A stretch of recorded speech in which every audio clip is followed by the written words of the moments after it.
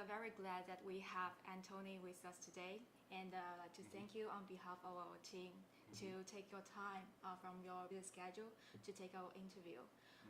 Anthony was formerly an employee in AIG, and then he switched to JP Morgan.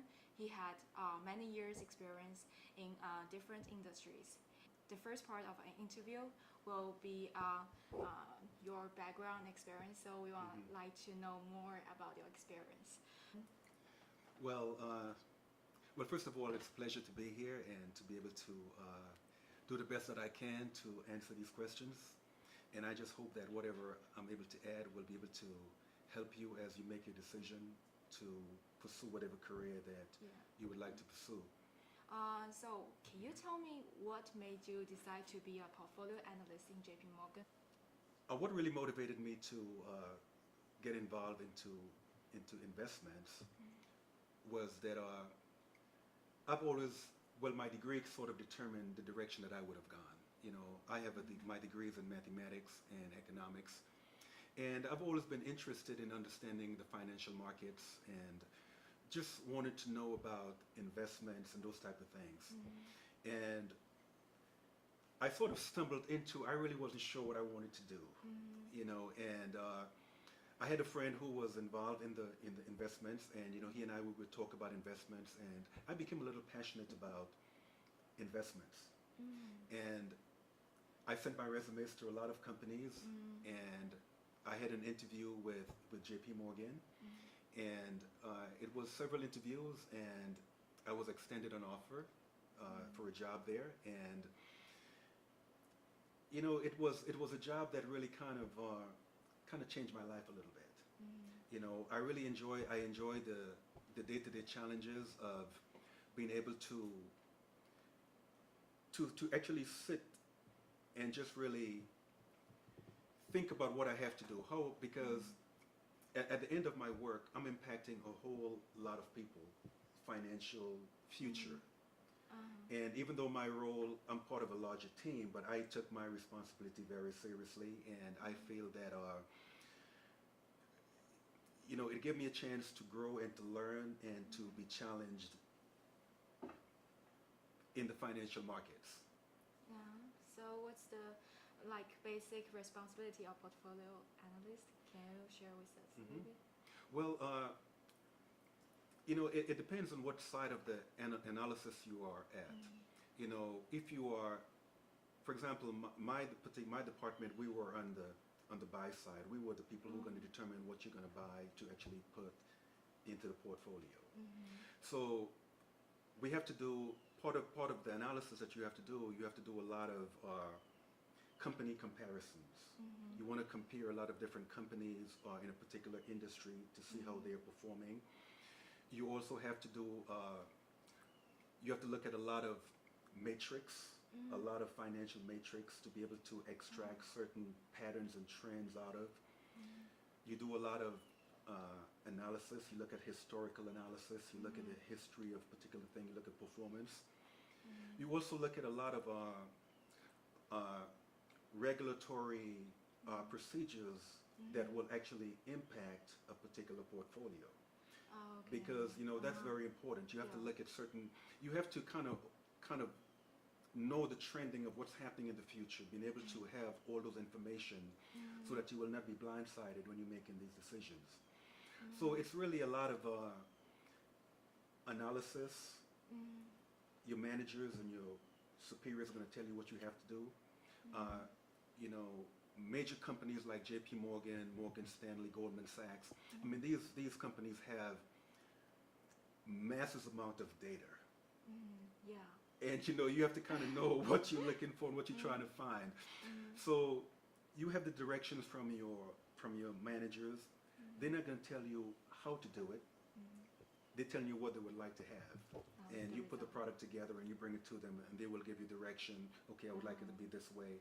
But you kind of being able to utilizing your education and your ability to do research and find information and be able to set things up. It's really matching with your major.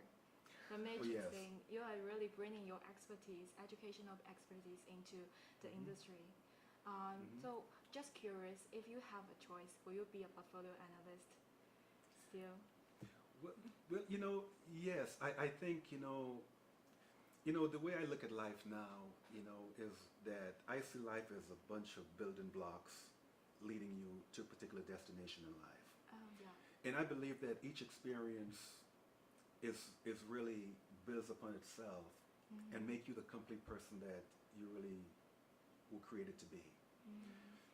I mean, there are some people who who knows from the day they were born what direction they were going because their families were investment bankers or their families were business people or whatever.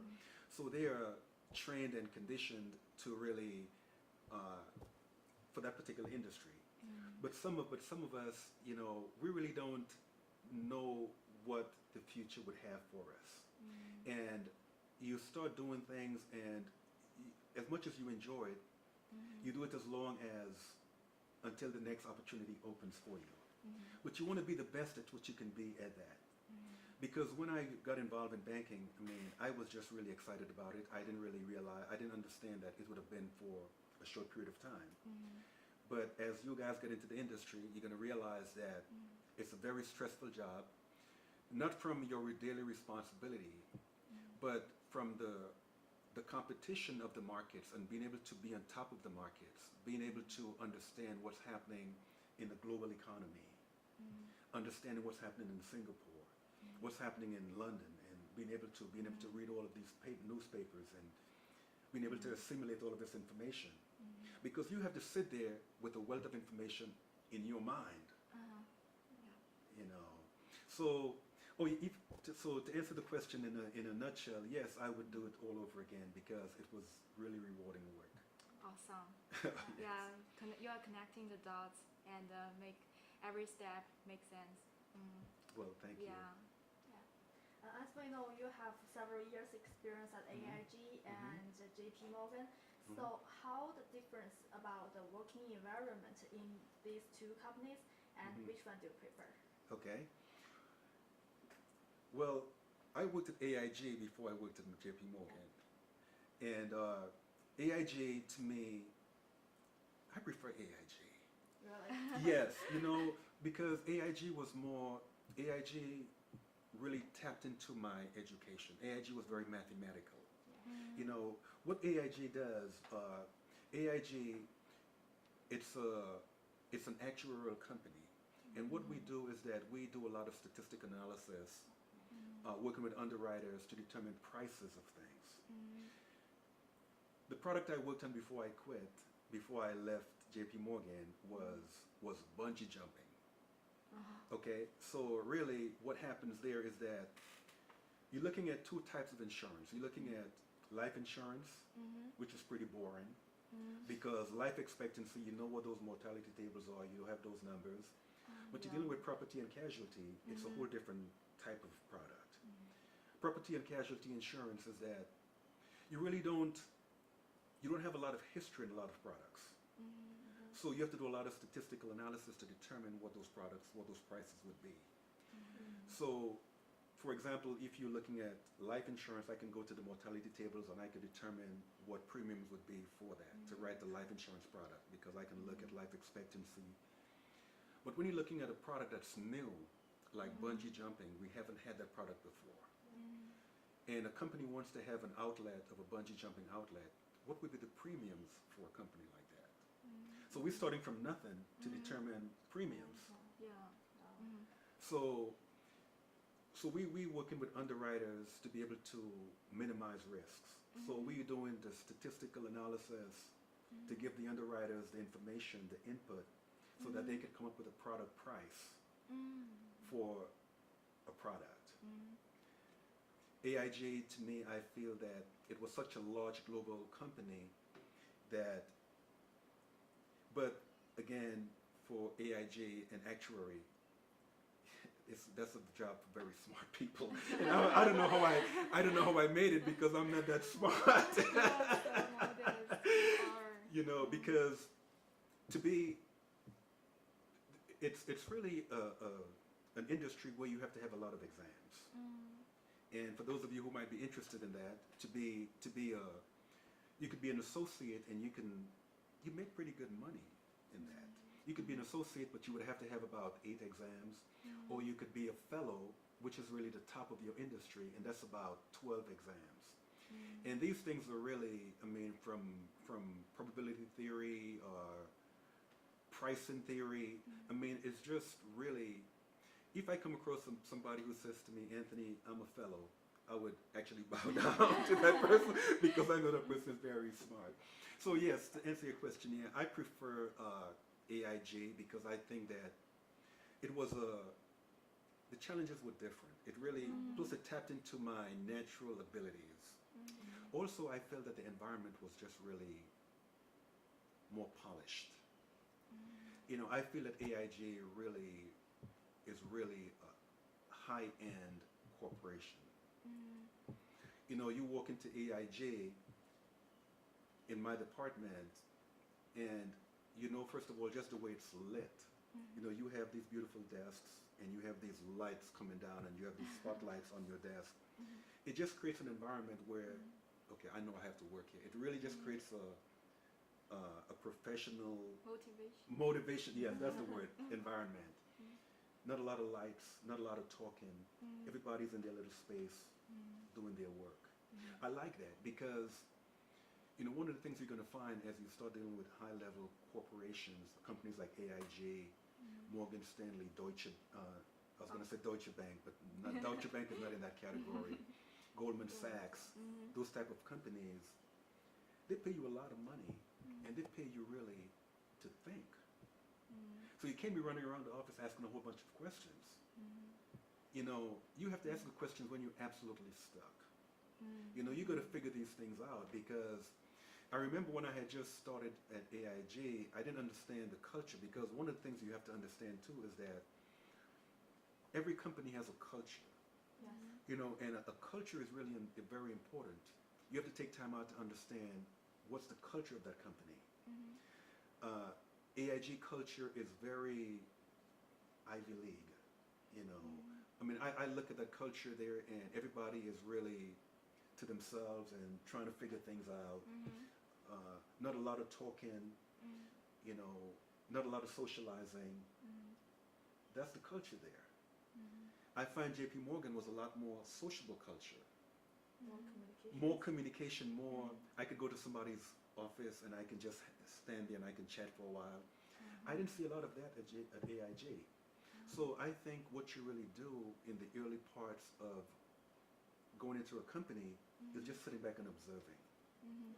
Seeing because people can't tell you what the culture, you have to see the culture for yourself. Experience it. Yeah, because you could be the smartest person, but you just don't fit.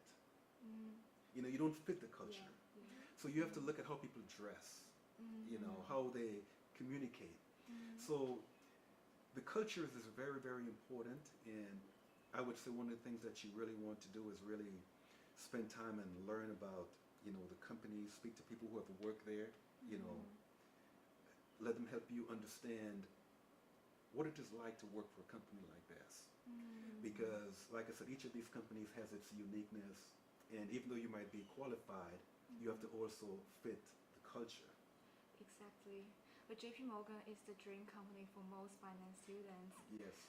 And thank you for sharing your experience in AIG. We would like to also to learn your most impressive project in JP Morgan. Can you share one with us?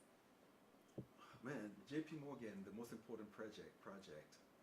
Well, you know, again, in the investment banking, you know, you work for a lot of wealth management projects. So in other words, that you're working on portfolios of, at JP Morgan, I was part of a team that we were responsible for managing the portfolio of 6 high net worth individuals. So as an analyst, say, there are different levels of portfolio analyst. You know, you could be a junior analyst, then you have different responsibilities. You could be a middle level, or you could be a senior analyst. So it depends where you are, different responsibilities were given to you. So to me, my role, I did a lot of historical analysis, looking at trends. Uh, you do a lot of reporting because you do calculate a lot of different ratios, a lot of number crunching because you're doing a lot of technical analysis. As you know, there is you have the fundamental analysis and then you have technical analysis. A lot of, even though we use both of those approaches, the fundamental analysis where we have a portfolio of different stocks or assets in this particular portfolio, and we want to be able to do some fundamental analysis because we want to find out the really intrinsic value of that particular stock. Because you find that you have a portfolio that might be at a certain value, but is that really the value of that? Because a lot of times it's really inflated and Cost of money. Yes, cost of money. Time. Yes, absolutely.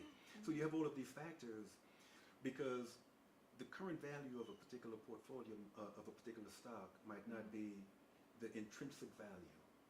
So how you calculate? So we do a lot of calculation looking at intrinsic value, looking at studying the company's management, who is managing the company, because that's very important. You're looking at management. We spend a lot of time looking at the management of the company.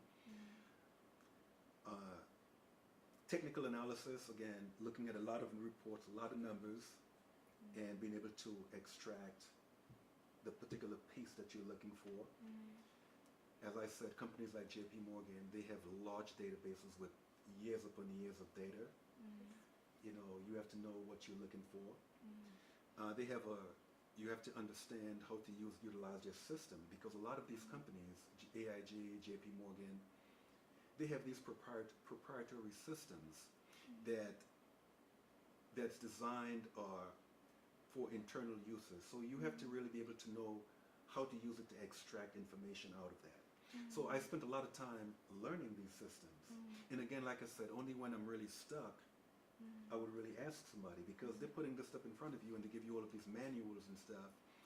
And now I wasn't a senior analyst. I had just started with JP Morgan with Morgan Stanley, so I was kind of a junior in between junior and just moving to the middle. So I did a lot of the grunt work. Let's put it like that. So a lot of the looking at a lot of the analysis and giving it to the medium, the middle, and advanced levels people so that they can make the final output. So it depends where you are. Most of you depends where you are, depends on what kind of experience that you have and what you've been exposed to. When you apply for these jobs, it's very difficult to start in the middle.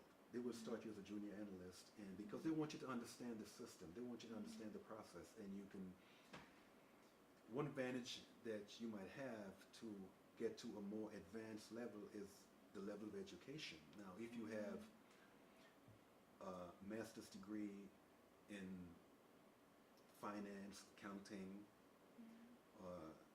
mathematics, these things would help because one of the things that a lot of people do to get into these companies at a high level than the junior level is that they would have worked on certain projects, be part of a investment club, for example. They want to know that you are intellectually curious about things, and they have a way of figuring that out. They also want to make sure that you have an interest in economics. Economics is very important because economics drive a lot of things. I minored in economics, and it's very helpful.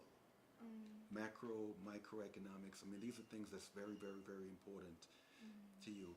So, to answer your question is the most important project I worked on, and there was many projects, was on the last couple of years with JP Morgan, is that I was part of a team that we were the portfolio people of 6 large net worth individuals, and I was doing a lot of the historic analysis on some of the products that we had in there, making sure that the way the portfolio is segmented, that we were maintaining those percentages and looking at performance within the portfolio. So I mean, it's so much different types of things that a portfolio analyst is so much. It's such a broad area that different companies you might apply as a portfolio analyst with J.P. Morgan, and you would have different responsibilities as you would have at Goldman Sachs. So the companies have their own unique responsibilities and tasks that they will ask you to perform. Okay. No, but I want to know what special ability or the characters you think you possess that makes you outstanding from, because you know a lot of people apply the JP Morgan's. So what do you think? What's your special abilities to get this job in JP Morgan? That's a very good question. You know, it all starts with the interview, though. You see, when you interview with these people, they kind of know how to trip you up. You know, and when I say trip you up, is that they know how to ask you questions because they want you to be able to communicate to them. You know, like I said, you're playing in the big leagues now, and there's no need for nervousness. Even if you're nervous, you have to keep that in, and you have to be able to communicate to these people because they have thousands of other people who's going to be able to get that job. So they're not doing you a favor when they hire you. You have earned that job. So you have to be able to communicate. So for example, a simple thing like they would look at your resume and they would say, okay, I've seen you have taken advanced applied mathematics. And I also see that you have taken corporate financial theory. What made you take financial theory over advanced mathematical analysis? Okay. Now that might seem like a simple question, but it's not necessarily the question they are asking you, but it's really how you're responding to it. You know, a lot of times, you know, we feel like somebody asks us a question that we have to start talking right away. One of the things that I find that's attractive about doing an interview is that when somebody asks you a question, you want to think about it. You see, that puts the interviewer at ease because they realize that you're not some kind of impulsive, just kind of.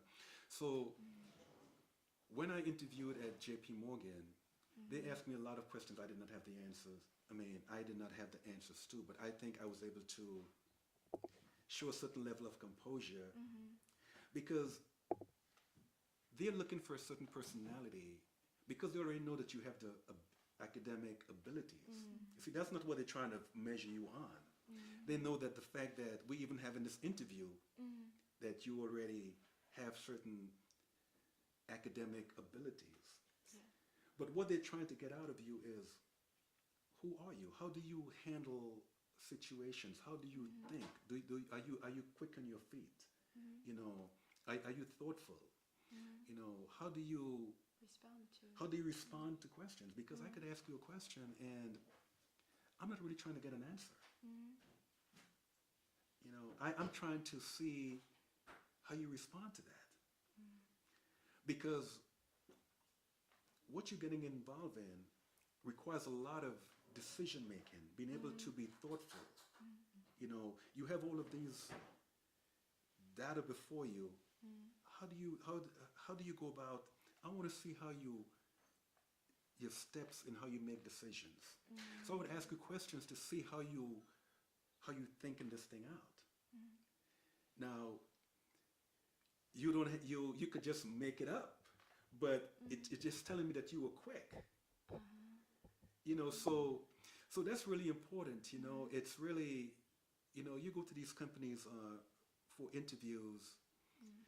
You know, when I happened to look a few days ago at what it takes to get a job at these Fortune 100 companies, the J.P. Morgan, Morgan Stanley, Goldman Sachs, and these type of things. One of the best ways, and the person who wrote up this piece was saying that this was the HR person for Goldman Sachs. They said that the best way to get into our company is to apply as an intern. You apply as an intern in your third year, in your junior year. Okay?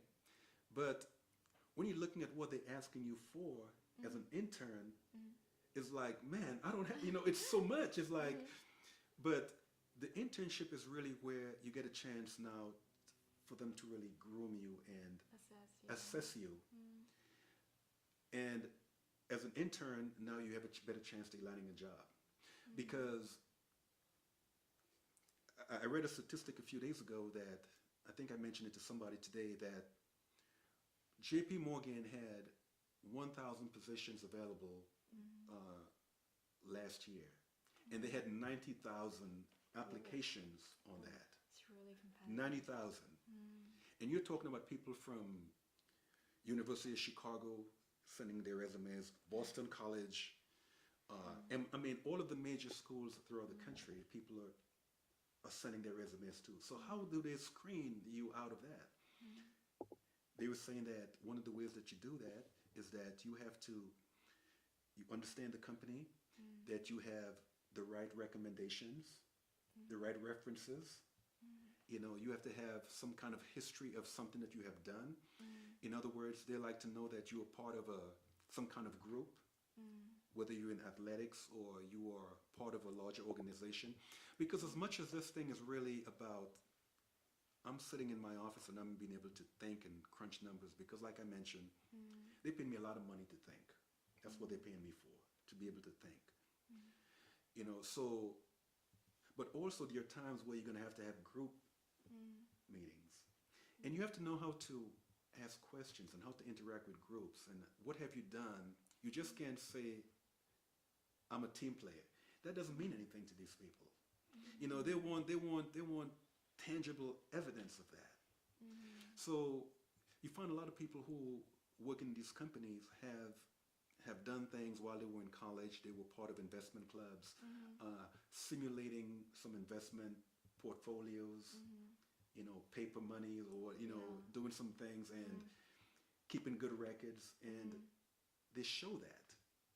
There are people who there's probably some professor at school who have been monitoring your work, that you've been seeking advice on certain things. They could speak on your behalf. So it's very difficult just to put a resume in the mail and send it to these companies. I mean, where are you sending it to? That end up in the trash pile somewhere. You know, also the way they actually even able to get your resume. They designed these search programs now that even a lot of resumes are even lost in space somewhere, because the program that they're using now to filter out certain fields, if you don't have the right words in there, it won't even pull it up. You know, so they have these. You have 90,000. No HR person could look at 90,000 resumes. So they designed these softwares that if I'm looking for a portfolio analyst, there are certain triggers I'm looking for. So they have this software going through and looking for those triggers. Now, once it hit those triggers, it pulled those up. Now, it doesn't mean that you're going to get a call yet. So now they're going to do a further screening of that. So the technology right now is that you can't even slip through the back door, because now they have advanced software now that's actually monitoring these things, and they're telling the software what I'm looking for in these resumes. And it has to be clear, it has to be specifically written out to be able to get a hit. So even if you are very smart and you have the abilities, even simple a thing as preparing a resume, you have to know how to do that. How does the company software identify certain keywords? And you just can't pad those words in there because you know those are the words they're looking for. Those words have to make sense within a context. So I'm happy I'm not looking for work right now, because I tell you guys, it's really competitive out there. And it's really challenging. So that's part of it. You know, it's really being able to really think on your feet, because like I said, they're not really asking for right or wrong answers. They're asking to see, how does this person process? What is your step 1 to your thought patterns? You know, so that's how that is. Okay, thank you, sir. Okay, I hope I answered your question. Perfect. Okay. It's great to know how they select the candidates. Yes, and you can look it up. You could go online and look at job selection software. There's some software that they're creating now. That, like I said, you have 90,000 resumes. They don't have the resources to be able to look those resumes up. They put a program on there, and they're looking for certain words, and it has to be in a particular structure. So what you want to do, if you want to apply for a job at JP Morgan, you want to find a resume that has JP Morgan people working there, and then you want to be able to kind of be able to model certain things. But they have ways of figuring out if you just copying. I don't know how to do it, man, but it's really artificial intelligence. I mean, they really got this thing figured out. You know, the days of lining your resumes are over. You know, those days that's something of the past. This thing has become down now to a science, and they know exactly when these people hire you. They about 80% to 90% know that they have the right candidate. You know, they already know that you have an intellectual. They talk a lot about intellectual curiosity. You have to have an intellectual curiosity about the markets. You have to have an intellectual curiosity about economics. You know, you're not just looking for a job.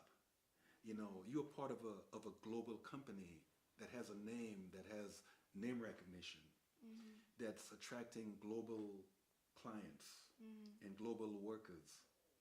You know, so the pool is not a local pool, it's not a domestic pool, it's an international pool. So you're competing with the top 10% of the best and sharpest minds in the world when you're applying for those jobs.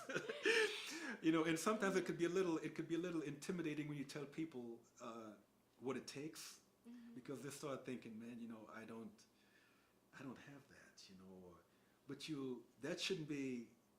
You still got to go. You still got to try it. You know, you still got to, you know, you don't know that they might want somebody with not necessarily those particular skills that I said, but they want to be part of this team, that this particular person could complement this team. Yeah. Thank you for your sharing. It's so insightful. And now we are going to move on to the part 2.